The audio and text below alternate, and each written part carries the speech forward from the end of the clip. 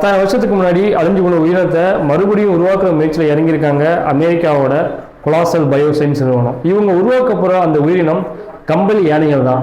இந்த யானைகளோட அழிவுக்கு முக்கிய காரணமாக பார்க்கப்படுறது செவ்வஞ்சிர்களோட வேட்டையாடுதலும் காலநிலை மாற்றம் தான். அது மட்டும் இல்லாமல் 42,000 வருஷத்துக்கு முன்னாடி 77 லட்சம் சதுர கிலோமீட்டரா இருந்த இதோட வசிப்பினம் 8 லட்சம் கிலோமீட்டரா குறைஞ்சதும் ஒரு காரணமாக பார்க்கப்படுது.